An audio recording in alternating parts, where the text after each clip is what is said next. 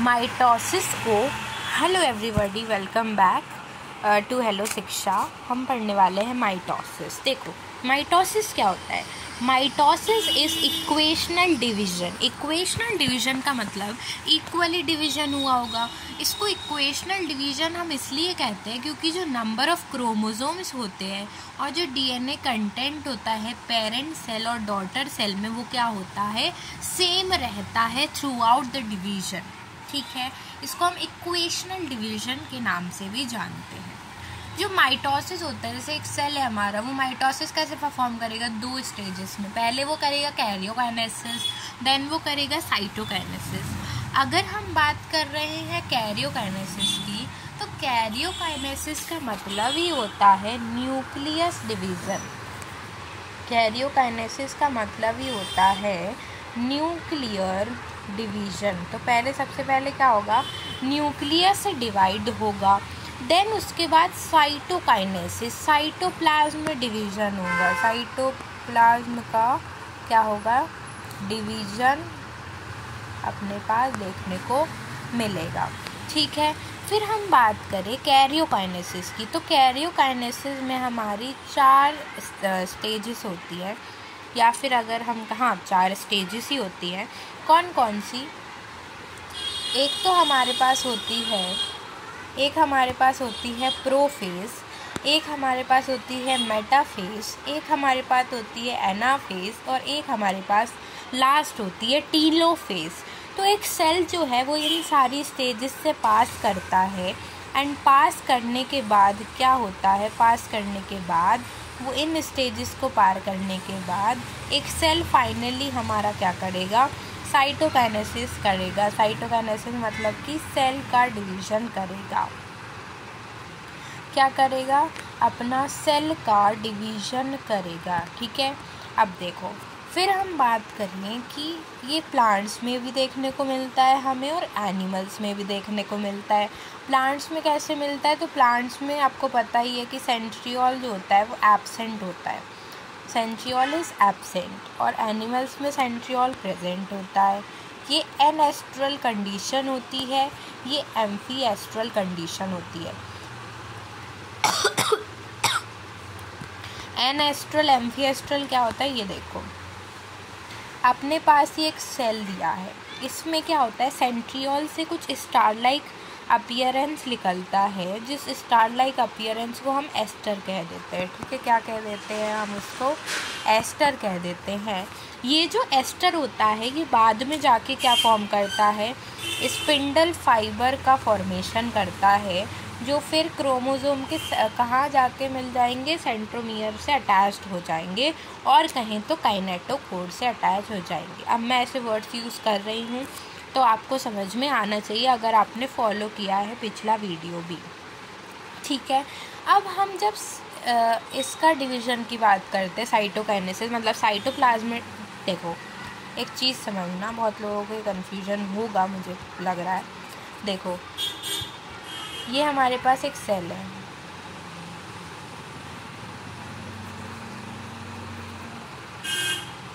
ठीक है, ये क्या है अपने पास, ये है हमारे पास एक सेल। ओके, अब ये जो हमारे पास सेल होगा, ठीक है, इसमें क्या है ना कि एक मिनट,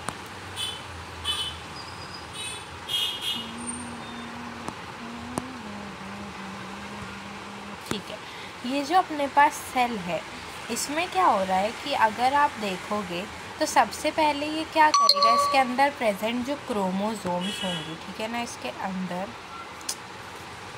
अंदर प्रेजेंट जो क्रोमोसोम्स होंगे, सबसे पहले तो उसका डिवीज़न वगैरह करेगा, सेंट्रोमियर का अटैचमेंट वगैरह करवाएगा, ये सारी चीज़ें करवाएगा। फिर क्या होगा, एक जो सेल होगा वो बाद में जाके, अब ऐसा गोलू तो रहता नहीं है, अब वो बाद में जाके हमारे पास क्या करेगा, वो बाद में जाके हमारा डिवीज़न करेगा। और डिवीज़न कैसे होगा, अब अंदर का माल मसाला तो डुप्लीकेट हो गया, सब हो गया, लेकिन अब इसको ऐसे भी तो काटना है अपन को, तो ऐसे कैसे कटेगा वो, with the help of cytokinesis. Cytokinesis से 2 डॉटर सेल्स में वो कन्वर्ट हो जाएगा, है ना। तो इस प्रोसेस को हम कह देते हैं। तो ये दो तरीके से हो सकता है, या तो सेंटर से पेरीफेरी के थ्रू जाए, मतलब कि ये डिवीज़न कैसे हो, सेंटर की तरफ से हो, ठीक है ना, या तो ये पेरीफेरी, पेरीफेरी मतलब ये, ठीक है ना, ये पेरीफेरी होती है, या तो ये पेरीफेरी से सेंटर की तरफ जाए और डिवीज़न हो जाएगा, ठीक है, या फिर ये क्या हो जाए, या तो ये पेरीफेरी से सेंटर की तरफ जाए तो भी डिवीज़न हो जाएगा, ठीक है ना, सेंटर से पेरीफेरी की तरफ जाए तो भी डिवीज़न हो जाएगा, ऐसे। तो अगर सेंटर से पेरीफेरी के थ्रू जा रहा है डिवीज़न तो सेंट्रीफ्यूगल डिवीज़न हो जाता है, और अगर पेरीफेरी से सेंटर की तरफ जाता है तो सेंट्रीपिटल डिवीज़न हो जाता है ना। अब देखो ये हो गया। अब एक एनसीईआरटी लाइन लिखती है कि 2 एस्टर प्लस स्पिंडल फाइबर मिलके माइटोटिक अपैरेटस बनाते हैं, ऐसा अपैरेटस जहाँ पे अब सेल जो है वो माइटोसिस परफॉर्म करेगा। बहुत इम्पॉर्टेंट, बहुत ज़्यादा इम्पॉर्टेंट है ये जो लिखा है यहाँ पे, ठीक है। अब चलो नेक्स्ट, ये तो मैंने आपको बता दिया था। अब माइटोसिस के कुछ फेस हमने देखे, अब वो फेस देखो, माइटोसिस के हमने फेजेस देखे, क्या फेजेस थे हमारे माइटोसिस के, चलो लिखते चलते हैं।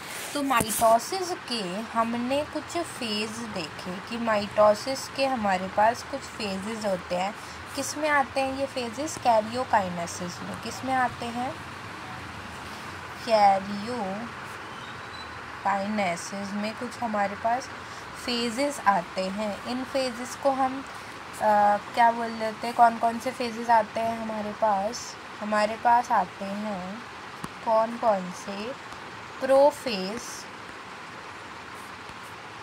मेटाफेज, एनाफेज,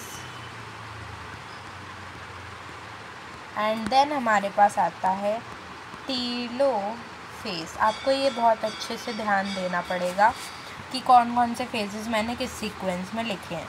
तो सबसे पहले अपने पास कौन आएगा, प्रो, और ये बाप रे बहुत मोटा है। तो सबसे पहले अपने पास आएगा प्रोफेज, ये भी बहुत मोटा है।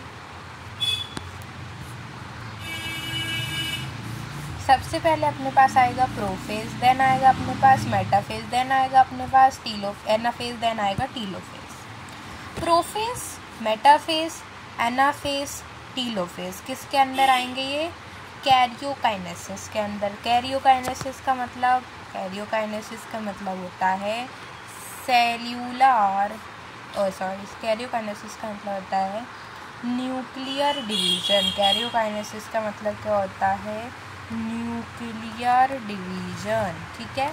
चलो अब नेक्स्ट वाले पे चलते हैं। यहाँ पे देखो इतनी मेहनत करनी पड़ रही है। तो सबसे पहले तो हम ये देखेंगे कि प्रोफेज में आखिर होता क्या है, ठीक है ना। प्रोफेज की थोड़ी अच्छे से अपन क्या कर लेते हैं, एक बार डिटेल में थोड़ी सी चर्चा कर लेते हैं। किसकी बात अपन करेंगे, प्रोफेज की बात। देखो प्रोफेज में हमारे पास क्या होता है, प्रोफेज में अपन ध्यान से देखेंगे थोड़ा। प्रोफेज में जो हमारे पास एक हमारा G2 फेज से ही अब हम गिनेंगे, ठीक है ना, क्योंकि G2 phase last gap phase था। किसका, last gap phase of interface, interface का लास्ट गैप फेज था, ये लास्ट गैप फेज था, ठीक है ना।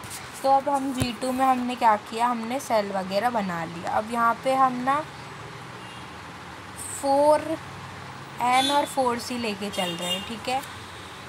देखो अब इसमें क्या होता है, प्रोफेज में, ये आपको याद करना है कि जो प्रोफेज होता है ना, उसमें क्या होता है कि जो हमारे पास क्रोमैटिन फाइबर जो पड़े रहते हैं, हमारे पास सेल है, इसके अंदर हम न्यूक्लियस से समझते हैं, न्यूक्लियस समझना पड़ेगा ऑब्वियसली। अरे यार बस का बना बक्सा। ये हमारे पास तो बहुत पतला हुआ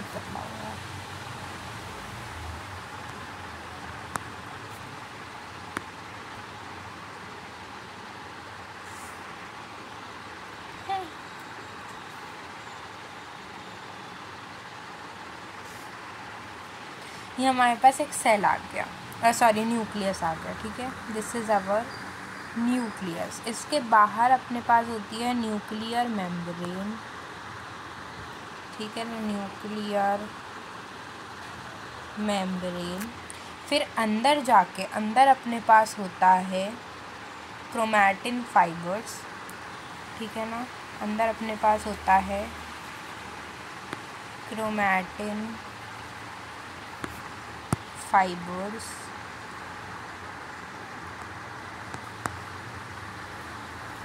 क्रोमैटिन फाइबर्स क्रोमोसोम्स का क्या होता है, क्रोमोसोम का कंडेंस्ड स्ट्रक्चर होता है, ठीक है।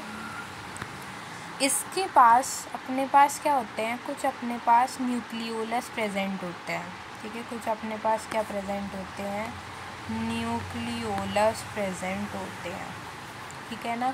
क्या प्रेजेंट होते हैं, दिस आर न्यूक्लियोलस। न्यूक्लियोलस जो होते हैं they are membraneless structures, membraneless होते हैं। इनको हम राइबोसोम फैक्ट्री ऑफ सेल भी कहते हैं, राइबोसोम फैक्ट्री ऑफ सेल, ठीक है ना। इनको हम क्या कहते हैं, ribosome factory of the cell कहते हैं, ठीक है, बिकॉज ये आरएनए सिंथेसिस कराने में हेल्प करते हैं, ठीक है। अब यहाँ पे हमारे देखा था कि यहाँ पे हम कुछ कट्स हमें मिलते हैं, ठीक है ना। हम न्यूक्लियर में अब पूरे बात कर रहे हैं तो कर ही लेते हैं थोड़ी बात। ऐसी डिफ्यूज्ड इनकी क्या होती है, मेम्ब्रेन होती है ऐसी। ये न्यूक्लियर पोर्स होते हैं, ये हमारी आउटर मेम्ब्रेन, ये हमारी इनर मेम्ब्रेन आकर ये फ्यूज़ हो रहे हैं। इनके बीच की स्पेस को हम पेरी न्यूक्लियर स्पेस कह देते हैं, जो 10 to 50 नैनोमीटर या होती है हमारे पास, ठीक है। ये समझना था बस छोटा सा कंसेप्ट। अब क्या होता है, प्रोफेज में जो क्रोमैटिन फाइबर होता है, ठीक है ना, जो हमने कुचड़ू पुचड़ू सा फाइबर देखा, क्रोमैटिन फाइबर जो होता है, देखो क्रोमैटिन फाइबर जो होता है ना वो डीकंडेंस होके क्या बनाता है, क्रोमोसोम का फॉर्मेशन करता है, ठीक है। आगे बात समझ में। अब देखो यहाँ पे जो क्रोमैटिन फाइबर होता है वो कंडेंस होना चालू हो जाता है, ठीक है। मतलब जो हमारे पास क्रोमैटिन फाइबर था ऐसे ऐसे ऐसे वाला, अब वो क्या होता है, डीकंडेंस होना चालू हो जाता है, ठीक है। डीकंडेंस होना चालू हो जाता है, कंडेंस होना चालू हो जाता है, ठीक है। फिर क्या होता है, यहाँ पे जो क्रोमोसोम्स होते हैं वो हमें विजिबल नहीं होते। क्यों विजिबल नहीं होते, बिकॉज यहाँ पे जो क्रोमोसोम्स होते हैं वो थिन और लॉन्ग होते हैं, थिन होते हैं, पतले से होते हैं, इसलिए हम इनको इजीली देख नहीं पाते, ठीक है ना। यहाँ देखो क्रोमैटिन फाइबर जो है वो कंडेंस होना चालू हुए होते हैं and they are not visible to us. अभी हमको पूरा क्रोमोसोम का एग्जैक्ट स्ट्रक्चर नहीं दिख रहा है, ठीक है।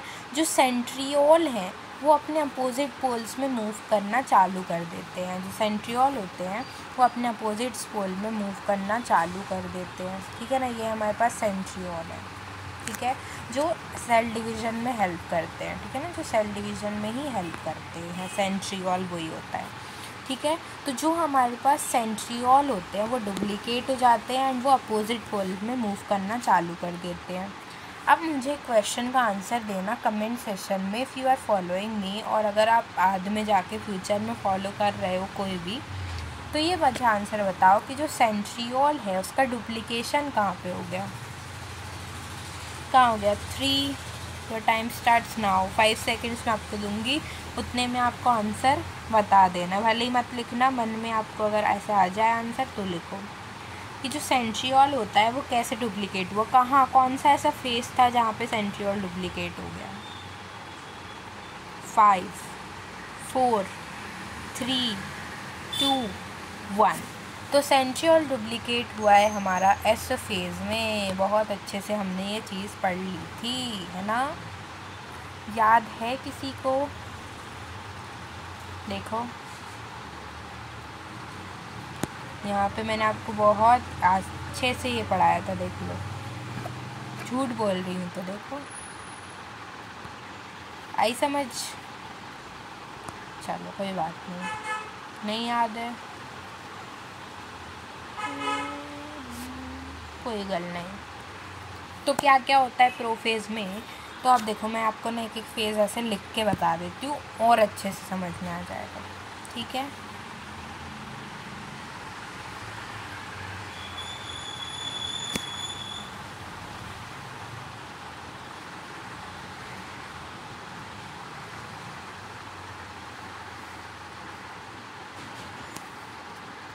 चलो, तो सबसे पहले हम बात करते हैं किसकी, कलर चेंज कर लें दो प्लीज़।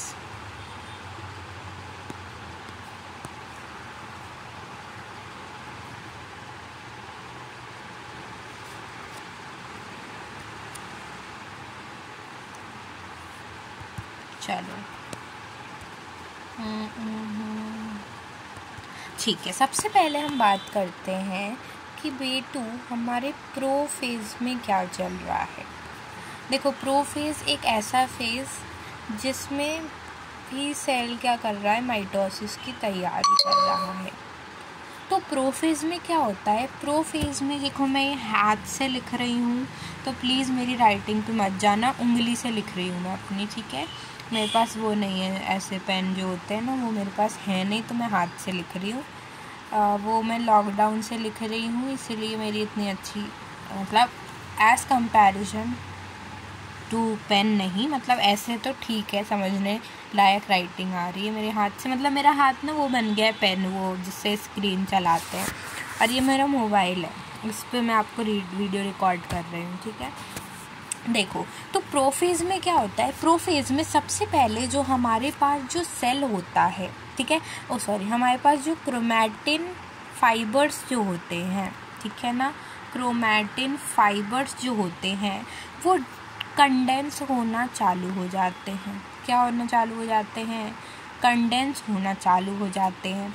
अब जब ये क्रोमैटिन फाइबर कंडेंस होंगे, ये ऐसे ऐसे ऐसे फाइबर्स हैं, अब जब ये कंडेंस होना चालू होंगे तो धीरे धीरे करके कुछ इस टाइप का स्ट्रक्चर बनाएंगे, ठीक है ना, कुछ इस टाइप का स्ट्रक्चर अपन को देखने को मिलेगा। फिर धीरे धीरे करके क्या होगा, अपन को क्रोमोसोम ही दिख जाएगा, है ना। क्रोमैटिन फाइबर होगा, ये अपने पास होगा, फिर ये क्रोमोसोम आ जाएगा, ठीक है, ये बता दें। फिर क्या होता है, यहाँ पे हमारे पास जो सेल होता है, ठीक है, यहाँ पे हमारे पास क्या होता है कि जो सेंट्रियोल होते हैं वो अपने अपोजिट पोल में मूव करना चालू कर देते हैं। Centriole move to opposite pole, centriole जो है वो अपोजिट पोल में मूव करना चालू कर देता है, ठीक है। एंड जो हमारे पास न्यूक्लियर मेम्ब्रेन होती है वो डिसइंटीग्रेट होना चालू हो जाती है।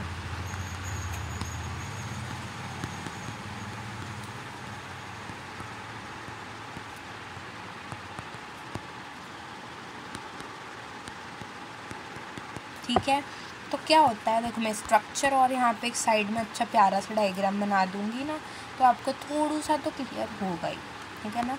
भगवान करे हो जाए, अच्छे से आ जाए आपको, इतना बहुत अच्छा चैप्टर है, बताइए आपको नहीं पता, गंदे बच्चे। तो इस फेज़ में हमारे पास क्या हो रहा है कि जो हमारे पास जो न्यूक्लियर मेम्ब्रेन है ना इसके आसपास, ठीक है ना, समझ लो इसके आसपास क्या है अपने पास, न्यूक्लियर मेम्ब्रेन।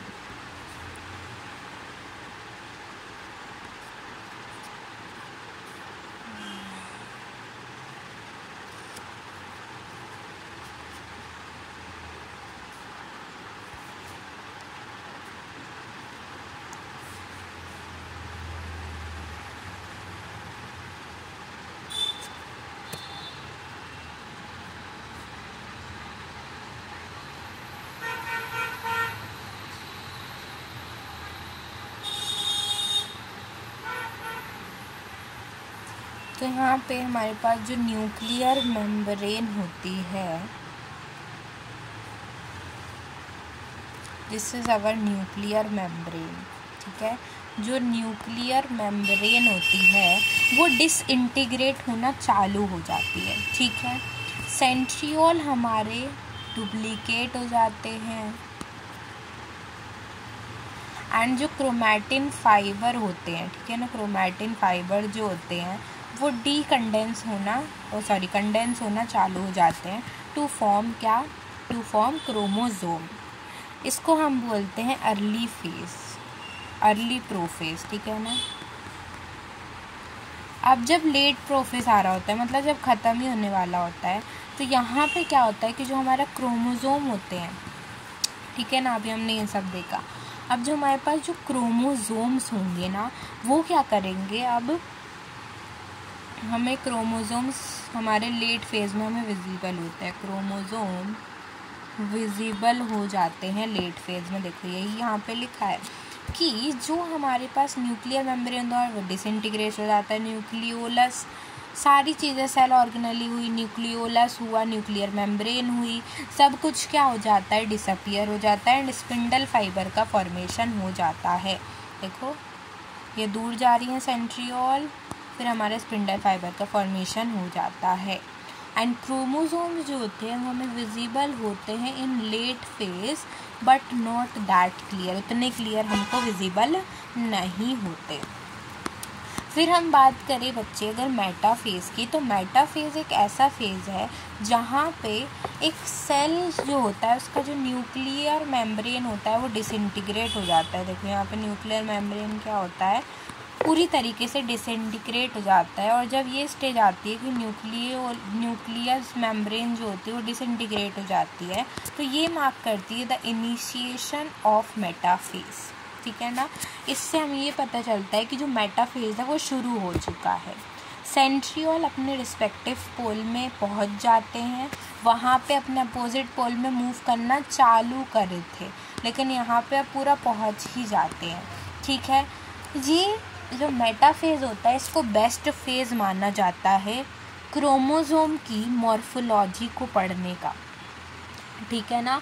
क्रोमोसोम की मॉर्फोलॉजी को पढ़ने का सबसे बेस्ट फेज जो है, ठीक है ना, कि वो कैसा दिखता है अपना क्रोमोसोम, उसका सबसे बेस्ट फेज है अपने पास मेटाफेज, ठीक है। ओके, ये आपको ऐसी हल्की लाइन तो लेना ही मत, बहुत इम्पॉर्टेंट लाइन है, बहुत इम्पॉर्टेंट, मतलब बिल्कुल चुम्मी वाली, ठीक है।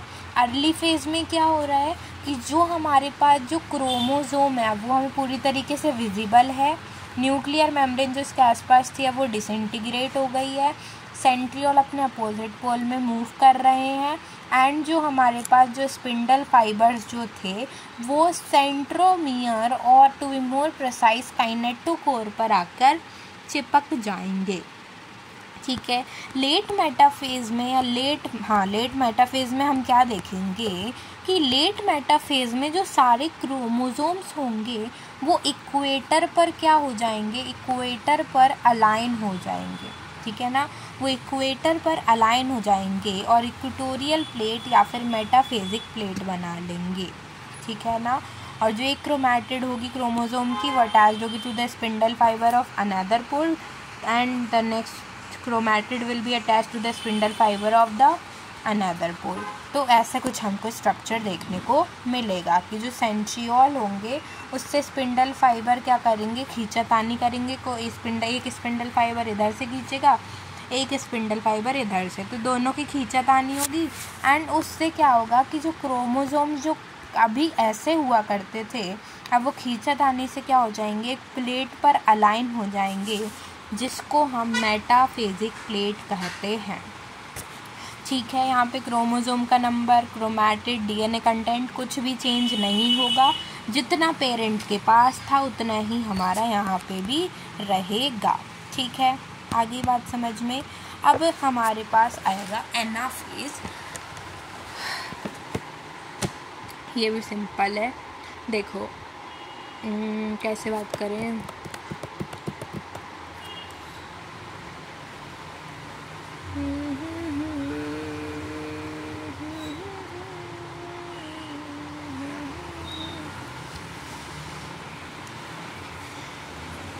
कोई बात नहीं, रुको 2 मिनट।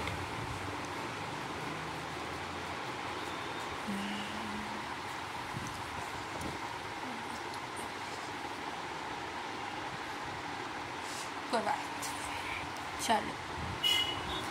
तो जो एनाफेज होता है उसमें क्या होता है, उसमें हमारा जो है क्रोमोसोम का नंबर डबल हो जाता है, लेकिन DNA content will be same. Very good. जिसने आंसर बताया उसको वेरी गुड। ठीक है, मैं कुछ बोल नहीं सकती उसके अलावा, इतना ध्यान मत देना इसको। एनसीईआरटी से चलेंगे। एनसीईआरटी में लिखा हो सकता है एक लाइन जो मैंने यहाँ लिखी है यहाँ पे। ठीक है, चलो देखो अब क्या हुआ, हमने देखा था कि मेटाफेजिक या फिर इक्वेटोरियल प्लेट पे अलाइन हो जाते हैं। अब यहाँ पे क्या होता है ना कि खींचातानी और होती है, जिससे क्या होता है कि जो हमारे पास जो क्रोमैटिड होती हैं या फिर जो सेंट्रोमियर होते हैं वो स्प्लिट हो जाते हैं। ठीक है ना, वो क्या होते हैं, स्प्लिट हो जाते हैं, दूर चले जाते हैं। इनका ना मैं वीडियो ना ऐसे मतलब मैं ऑनलाइन ऐसे सर्च करूँगी इनका वीडियो, और शायद वो मैं आपको ऐसे डाउनलोड करके फिर मैं दिखा दूँगी। ठीक है, या फिर मैं उसमें डाल दूँगी शॉर्ट्स में। ठीक है, तो आप देख लेना। ज़्यादा वीडियोस है नहीं, ज़्यादा शॉर्ट्स है नहीं, एक ही शॉर्ट्स है मेरे पास। ठीक है, शॉर्ट्स, अरे वो वाला ये, ठीक है, एक ही डाला है तो आपको ज़्यादा ढूंढना भी नहीं पड़ेगा। ठीक है, तो इधर क्या होता है कि सेंट्रोमियर जो होता है उसकी स्प्लिटिंग हो जाती है, मतलब सेंट्रोमियर जो होते हैं क्रोमोसोम के वो अलग अलग हो जाते हैं। ठीक है, यहाँ पे जो सिस्टर क्रोमैटिड होती हैं वो एक दूसरे से दूर चली जाती हैं, जुदा हो जाती हैं। एंड जो सिस्टर क्रोमैटिड होते हैं वो अपोजिट पोल में मूव करना चालू कर देते हैं। नहीं आया समझ में, पता है मुझे। अब इसको कैसे समझाया जाए, कुछ सोचा जाएगा, रुको।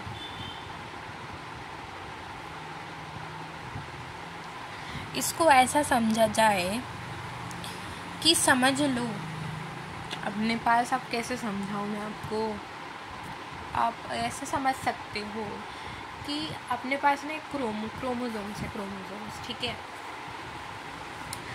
मेटाफेजिक प्लेट पे अलाइंड थे पहले हमारे क्रोमोसोम्स। अब वो क्रोमोसोम्स क्या होंगे, क्रोमोसोम्स अपने बिल्कुल चिपके होंगे एक दूसरे से, बट क्योंकि वो दोनों अपोजिट पोल में प्रेजेंट स्पिंडल फाइबर से अटैच्ड हैं, स्पिंडल फाइबर से अटैच्ड हैं, तो क्या होगा, स्पिंडल फाइबर उन्हें खींचेंगे। तो खींचेंगे तो जो क्रोमोसोम एक जो हमारे पास बैठा हुआ था, अब वो क्या करेगा, डिवाइड करेगा। यहाँ देखो, यहाँ देखो, यहाँ पे देखो, सेंट्रोमियर डिवाइड हो जाता है। ठीक है ना, सेंट्रोमियर डिवाइड हो जाता है, सिस्टर क्रोमैटिड एक दूसरे से अलग हो जाती हैं। ठीक है, ये हमको देखने को मिलता है। आई होप सो आपको समझ में आ गया। नहीं आया तो यहाँ देखो, मैं बताती हूँ एक बार और बता देती, देखो बताने में कोई हर्ज नहीं है अपन को, तो बता देखो। हाँ चलो, ये हमारे पास एक क्रोमोसोम है which is aligned at metaphase.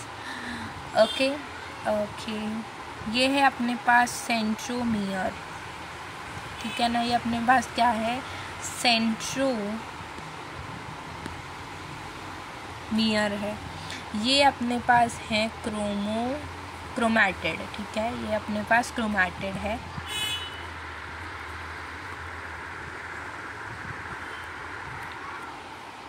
अब ये क्या होंगे, ये अपने अपोजिट पोल में जो स्पिंडल फाइबर से जो अपने पास वो निकल रहे हैं, क्या स्पिंडल फाइबर्स, सॉरी सेंट्रियोल से जो स्पिंडल फाइबर निकल रहे हैं वो इनको ऐसे पकड़े हुए होंगे। अब क्या होता है ना, ये अपोजिट पोल्स में क्रोमोसोम को ऐसे खींचते हैं जिससे वो डिवाइड हो जाए। डिवाइड होता है तो क्या होता है कि यहाँ पर डिवीज़न से क्या होता है कि जो सिस्टर क्रोमैटिड होती हैं वो एक दूसरे से जुदा हो जाती हैं। मतलब कि मैं, आप ध्यान से देखना, मतलब कि ये वाला पार्ट है अपने पास और एक अपने पास ये वाला पार्ट है। खींचातानी से क्या होगा, ये अपोजिट पोल में खींच रहा है स्पिंडल फाइबर, ये उसको अपोजिट पोल में, ये यहाँ खींच रही है, वो वहाँ खींच रहा है। तो खींचने से क्या होगा, फोर्स लगेगा। फोर्स लगेगा तो ये जो क्रोमोसोम जो आपको इतना बड़ा दिख रहा है, इसका ऑरेंज पार्ट उधर हो जाएगा और इसका ग्रीन पार्ट यहाँ आ जाएगा। तो इससे क्या हुआ कि जो सेंट्रोमियर है वो भी डिवाइड हो गया, एंड जो हमारा क्रोमैटिड है, ये आपको जो ये दिख रही है ना, ये क्रोमैटिड बोलते हैं इनको, ये भी अलग हो जाएंगी। और एक तरीके से हम ये कह सकते हैं कि अपोजिट पोल में मूव करना चालू कर देती है। यहाँ पे क्रोमोसोम का नंबर डबल हो जाता है। अब आप बोलो क्रोमोसोम का नंबर डबल क्यों हुआ, तो देखो यहाँ पे क्रोमोसोम का नंबर इसलिए डबल हुआ क्योंकि मैंने पिछली मतलब first video of cell division and cell cycle में ये बताया था कि on the basis of centromere हम क्रोमोसोम का नंबर गिनते हैं। यहाँ पे देखो एक क्रोमोसोम है, एक सेंट्रोमियर, दूसरा सेंट्रोमियर, तीसरा सेंट्रोमियर, चौथा सेंट्रोमियर, पाँचवा, छठवां, सातवां, आठवां, तो 8 हमारे पास क्या बन जाते हैं, 8 क्रोमोसोम्स का स्ट्रक्चर हमको देखने को मिलता है। ठीक है ना। यहाँ पे क्रोमोसोम का नंबर तो बढ़ गया, DNA content will be same. DNA content कहाँ बढ़, डीएनए कंटेंट बढ़ता तो फिर यहाँ पे ये भी हो जाता। अगर ऐसा कुछ होता तो ठीक था, हम तो बोल देते हाँ भाई डीएनए कंटेंट भी बढ़ गया, बट ऐसा कुछ स्ट्रक्चर हमको नहीं दिख रहा है। ठीक है, आ गया बच्चे समझ में। इसको बेस्ट फेज माना जाता है शेप ऑफ क्रोमोसोम की स्टडी करने के लिए। अगर आपने पुराना पढ़ा होगा cell structure unit of functional unit of life, अगर आपने पढ़ा होगा चैप्टर नंबर 8, तो उसमें आपने ये देखा होगा कि जो हमारे पास मेटाफेज होता है, सब मेटाफेज होता है, मेटासेंट्रिक, सब मेटासेंट्रिक, एक्रोसेंट्रिक, टीलोसेंट्रिक, इन सब में आपने उनके ना शेप भी पढ़े होंगे कैसे होते। किसी का आई था, किसी का जे था, किसी का कैपिटल एल था, ये सारे स्ट्रक्चर आपने पढ़े होंगे। तो ये यहीं से आ रहा है। यहाँ पे क्या होता है ना कि सेंट्रोमियर और क्रोमैटिड डिवाइड हो जाता है, तो उससे क्या होता है ना कि अलग अलग डायरेक्शन में खींचतानी होती है क्रोमोसोम्स की, जिससे अलग अलग शेप बनता है। तो फिर हम ये बता सकते हैं कि सब मेटासेंट्रिक है, ट्रीलोसेंट्रिक है, एक्रोसेंट्रिक है, ये सारी चीज़ें। ठीक है, आई बात समझ में। चलो ये तो मेरा होमवर्क था तो मैंने ये लिखा था। चलो आगे बढ़ते हैं। आगे बढ़ते हैं हमारे सबसे लास्ट स्टेज। इसके बाद हम इसी में हम एनसीईआरटी के टॉपिक भी पढ़ेंगे। जो मैंने आपको इतने फेजेस पढ़ा है उसकी एनसीईआरटी हम एक बार कर लेंगे and then we will move to cytokinesis. ठीक है, लास्ट आता है हमारे पास telophase.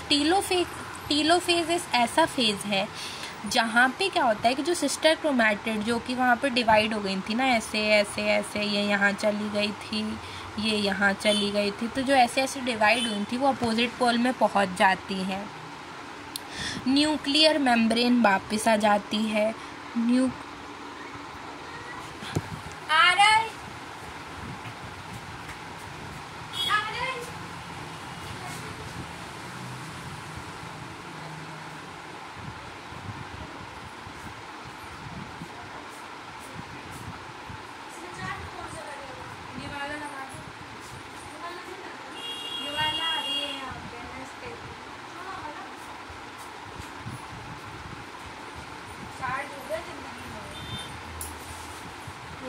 Welcome to Sorrow Music World. Bluetooth mode.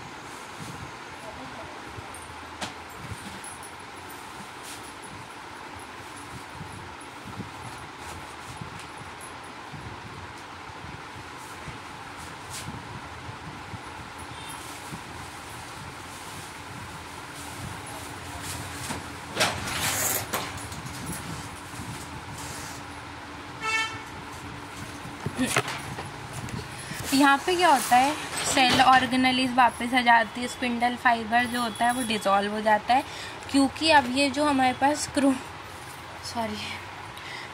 पास जो क्रोमोसोम्स होते हैं ना वो अपोजिट पोल में मूव कर जाते हैं। तो ये आपको याद रखने की चीज़ें हैं। ये अब मैं कैसे समझा सकती हूँ, प्रोफेज का उल्टा कर दो, टीलोफेज आ जाएगा। ठीक है, अब क्या होगा, फाइनली साइटोकाइनेसिस होगा। साइटोकाइनेसिस में क्या होगा हमारे पास, साइटोकाइनेसिस से हमारे पास 2 डॉटर सेल्स मिल जाएंगे जिनके पास same number of chromosome plus DNA content होगा। हेंस प्रूफ क्या है कि जो माइटोसिस होता है वो इक्वेशनल डिवीजन होता है, क्योंकि जो पेरेंट सेल और जो डॉटर सेल होता है वो इक्वल नंबर ऑफ क्रोमोसोम और डीएनए कंटेंट कंटेन करता है। ठीक है, इस चैप्टर को मेरे को ऐसा लग रहा है कि आपको ना, ऐसे तो आपने बहुत ज़्यादा पढ़ लिया होगा, अब सब स्कूल जाते ही हैं, ठीक है ना, तो सबको ही आता ही होगा। सबसे पहले cell the unit of life ही पढ़ाएंगे, क्योंकि it is the base of this chapter, cell cycle and cell division. ठीक है, तो यहाँ पे माइटोसिस हमारा ख़त्म होता है, और अच्छे से ख़त्म करने के लिए कुछ बातें अगर हमने गलती से छोड़ दी हों तो उनको हम NCERT से एक बार पढ़ाई कर लेते हैं। ठीक है, चलो। इन एनिमल्स, देखो अब अपन फिर ये वाला क्वेश्चन भी करना है ना अपन को। In animals mitotic cell division is only seen in the diploid somatic cells. देखो, जो माइटोटिक सेल डिवीजन होता है वो एनिमल्स में डिप्लॉयड सेल्स में ही होता है, डिप्लॉयड सेल्स में ही परफॉर्म किया जाता है माइटोसिस। ठीक है, 2n नंबर ऑफ सेल्स में ही परफॉर्म किया जाता है। कुछ एक्सेप्शंस भी होते हैं, कुछ ऐसे भी होते हैं ऑर्गेनिज्म जो हैप्लॉइड सेल्स उनके पास होते हैं और वो तब भी माइटोसिस कर लेते हैं, जैसे कि हमारे पास हो गया मेल हनी बी। फिर the plants can show mitotic division in both, haploid में भी दिखा सकते हैं और डिप्लॉयड सेल्स में भी दिखा सकते हैं। हैप्लॉइड वो जिसकी एक सिंगल कॉपी हो, डिप्लॉयड वो जिसकी डबल कॉपी हो। ठीक है ना, ये हो गया। ठीक है, एम फेज़ में आते हैं, तो एम फेज़ को सबसे मोस्ट ड्रामेटिक फेज़ भी कहा जाता है सेल साइकिल का, क्योंकि यहाँ पे बहुत ड्रामा होता है, बहुत ज़्यादा ड्रामा होता है। ठीक है ना, इसमें क्या होता है, इसमें आधे से ज़्यादा चीज़ें जो हैं वो इन्वॉल्व है, मतलब मेन तो यहीं चल रहा है, सेल तो डिवाइड यहीं पे हो रहा है ना। Since the number of chromosome in the presented progeny, हाँ तो ये तो मैंने बता दिया, इक्वेशनल डिवीजन कहते हैं माइटोसिस को। दो for convenience mitosis has been divided into 4 stages of nuclear division. Nuclear division होता है पहले एक सेल का, देन उसका साइटोप्लाज्मिक डिवीजन होता है। तो न्यूक्लियर डिवीजन में हमारे पास 4 स्टेप्स होती हैं, ये भी मैंने आपको बताए थे, प्रोफेज, मेटाफेज, एनाफेज, टीलोफेज, है ना। सबसे पहले हम बात करते हैं प्रोफेज की, अब ध्यान से थोड़ा सा एक बार समझ लो। प्रोफेज की बात करें तो प्रोफेज को हम फर्स्ट स्टेज ऑफ कैरियोकाइनेसिस कहते हैं। ठीक है ना, follows the S and G2 phases of interphase. In the S and G2 phases, the new DNA molecules formed are not distant but intertwined. Prophase is mark, देखो prophase अब यहाँ से शुरू होता है, ये तो हमारे बकवास था। ठीक है, ये तो हमको पता था, यहाँ से आता है मेन कि जो प्रोफेज होता है वो मार्क्ड होता है by the initiation of condensation of chromosome. यहाँ पे क्या होता है, कंडेंसेशन जो होता है क्रोमोसोम का, या फिर क्रोमोसोमल मटेरियल जो होता है, जो मैंने बताया था ना, ये न्यूक्लियस होता है, इसके अंदर हमारे पास क्रोमैटिन फाइबर्स होते हैं जो क्या करेंगे, कंडेंस होके क्रोमोसोम्स बनाना चालू कर देते हैं। तो जो प्रोफेज होता है वो मार्क्ड होता है by the initiation of condensation of chromosomal material या कि chromatin fibres. The chromosomal material become untangled during the process of chromatin condensation. जब क्रोमैटिन कंडेंसेशन होता है तो ये ऐसे हो जाते हैं कुचड़ू से, एंड देन वो खुल के क्रोमोसोम बना लेते हैं। कुछ नहीं लिखा, ज़्यादा लैंग्वेज अपन NCERT फंसा रही है बस। ठीक है, the centromere which had undergone duplication during S phase of interphase. S phase के दौरान जो सेंट्रोजोम या फिर सेंट्रियोल का जो डुप्लीकेशन हुआ था वो यहाँ पे हमारा कंप्लीट हो जाता है, एंड यहाँ पे जो सेंट्रियोल्स होते हैं वो अपोजिट पोल में मूव करना चालू कर देते हैं।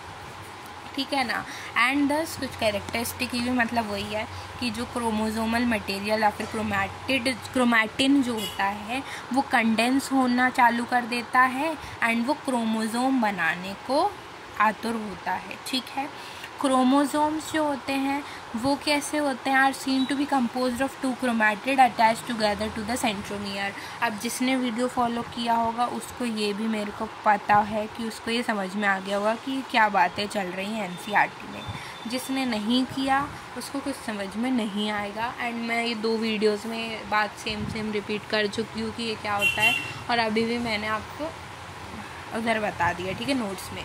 Centromere which had undergone duplication during interphase, ठीक है, begins to move towards opposite pole of the cell, and जो क्रोमोसोम्स होते हैं, वो जो सेंट्रोमियर होता है, वो अपने पास से क्या करता है, सेंट्रोमियर स्टार लाइक अपीयरेंस निकालता है, जिसको हम एस्टर कहते हैं, जिससे फिर हमारे स्पिंडल फाइबर का फॉर्मेशन होता है। मैंने इम्पॉर्टेंट लाइन बोली थी कि 2 एस्टर प्लस स्पिंडल फाइबर मिलके माइटोटिक अपैरेटस बनाते हैं। 2 एस्टर प्लस स्पिंडल फाइबर मिलके माइटोटिक अपैरेटस बनाते हैं। फिर हम आगे आते हैं, चलो, जो सेल्स होते हैं प्रोफेज के एंड में, जब हम उनको माइक्रोस्कोप में देखेंगे तो हमें कुछ भी देखने को नहीं मिलेगा। कुछ भी देखने को नहीं मिलेगा का मतलब है कि हमें ना तो क्या देखने को मिलेगा, गोल्जी कॉम्प्लेक्स भी नहीं देखने को मिलेगा, एंडोप्लाज्मिक रेटिकुलम भी, न्यूक्लियोलस, न्यूक्लियर मेम्ब्रेन, कुछ भी देखने को मिलेगा।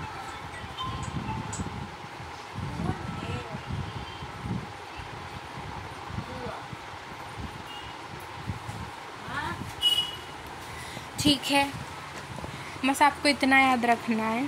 टीलोफेज में nuclear membrane, nucleolus, cell organelles, जितनी भी सेल ऑर्गेनेलीज थी वो सब हमारी वापस आ जाती हैं। बट प्रोफेज विच वो is the first stage of karyokinesis, वहाँ पे nucleolus, nuclear membrane, cell organelles, भट्टा, टमाटर, आलू, बैगन, सब कुछ चला जाता है। ठीक है, चलो फिर बात करते हैं हम मेटाफेज की। देखो, मेटाफेज की बात करें तो मेटाफेज में क्या होता है, हमने बोला था ऊपर वाले फेज में कि न्यूक्लियर एनवेलप जो है वो डिसइंटीग्रेट होना चालू हो जाती है, मतलब कि हटना चालू हो जाती है, एंड यहाँ पे हमारा वो पूरा कंप्लीट हो जाता है वो प्रोसेस, एंड यही मार्क करता है the second phase of mitosis. ठीक है, 4 फेजेस हम पढ़ रहे हैं, दूसरे फेज पे आ गए हैं। यहाँ पे जो क्रोमोसोम्स होते हैं वो स्प्रेड हो जाते हैं through the cytoplasm of the cell, पूरे में फैल जाते हैं, एंड यहाँ पे जो कंडेंसेशन होता है क्रोमोसोम का वो भी कंप्लीट हो जाता है, क्योंकि अब हमें यहाँ पे क्रोमोसोम्स जो हैं वो विजिबल दिखते हैं। यहाँ पे हम माइक्रोस्कोप में वो ईजिली विजिबल होते हैं। ये एक बेस्ट स्टेज मानी जाती है किस चीज़ के लिए, this the stage at which morphology of chromosome is most easily studied। ये एक ऐसी स्टेज है जहाँ पे हम क्रोमोसोम्स की मॉर्फोलॉजी ईजिली पढ़ सकते हैं। इस स्टेज पे जो मेटाफेज क्रोमोसोम होते हैं वो 2 सिस्टर क्रोमैटिड्स जो कि एक साथ हेल्ड होती है सेंट्रोमियर से, वैसा स्ट्रक्चर हमको देखने को मिलता है।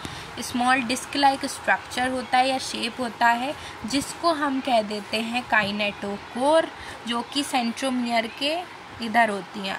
इधर ही हमारा सेंट्रोमियर है तो उसके बाजू में। ठीक है, दिस स्ट्रक्चर, ये जो काइनेटोकोर होता है, ये site of attachment of spindle fibre होता है। इसमें नीट का PYQ भी आया है, एंड यहाँ पे ये पेपर स्कूल एग्ज़ाम्स जो होते हैं या फिर अगर आप कोचिंग जाते हो तो कोचिंग में जो एग्ज़ाम्स होते हैं इसमें मोस्ट इम्पॉर्टेंट ये क्वेश्चन आता है। तो ये जो स्ट्रक्चर जो हमें देखने को मिलता है kinetochore which are disc like structure, ये क्या करते हैं, यहाँ पे आके स्पिंडल फाइबर अटैच होते हैं, एंड देन वो फिर डिवाइड करते हैं क्रोमोसोम को। ठीक है, form by the spindle fibre to the chromosome that are moved into position at the centre to the cell. यहाँ पे सेंटर पे आ जाते हैं क्रोमोसोम्स।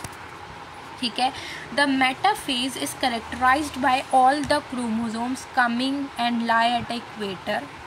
मेटाफेज पे क्या होता है, जो क्रोमोसोम्स होते हैं वो अटैच्ड हो जाते हैं या फिर वो अलाइन हो जाते हैं इक्वेटर पे, एंड वो मेटाफेजिक प्लेट का फॉर्मेशन करते हैं।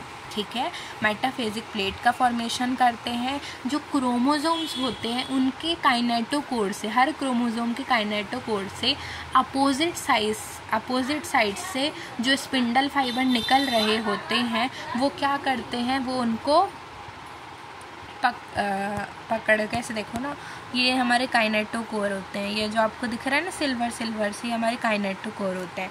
तो इस काइनेटोकोर से क्या होता है कि जो हमारे पास जो अपोजिट पोल में ऐसे पकड़े हुए होते हैं, ये आपको इस लाइन में देखने को मिलेगा, ठीक है। तो कैरेक्टरिस्टिक फीचर मतलब कि इसका निचोड़ ही दिया है, कंफ्यूज मत होना, ठीक है। कैरेक्टरिस्टिक फीचर क्या है कि जो स्पिंडल फाइबर है वो अटैच हो जाते हैं काइनेटोकोर से ऑफ क्रोमोसोम, एंड जो क्रोमोसोम्स होते हैं वो मूव कर देते हैं स्पिंडल इक्वेटर पे और एक मेटाफेजिक प्लेट का फॉर्मेशन कर लेते हैं। ये और अच्छे से आप जब समझ लोगे, जब मैं इसके और अच्छे डायग्राम्स लाऊंगी, या तो मैं वीडियो डायरेक्ट आपको गैलरी से दिखा दूंगी, क्योंकि मेरे से इसे मैं स्क्रीन रिकॉर्डिंग करती हूँ, तो मैं आपको डायरेक्ट गैलरी से दिखा दूंगी, ठीक है। ओके, अब हम आते हैं हमारे एनाफेज में। देखो जाना मत, थोड़ा सा और बचा है, फिर ख़त्म ही हो जाएगा, फिर हम माइटोसिस करेंगे अगली क्लास से। सिग्निफिकेंस और बचा है, या तो नेक्स्ट क्लास से कर लेंगे। चलो एनाफेज की बात करते हैं। एनाफेज में जो क्रोमोसोम्स होते हैं वो अरेंज हो जाते हैं मेटाफेजिक प्लेट पे, एंड वो क्या होता है, यहाँ पे हमारे जो क्रोमोसोम्स होते हैं वो डिवाइड कर लेते हैं, ठीक है। तो नेक्स्ट वीडियो में पढ़ेंगे।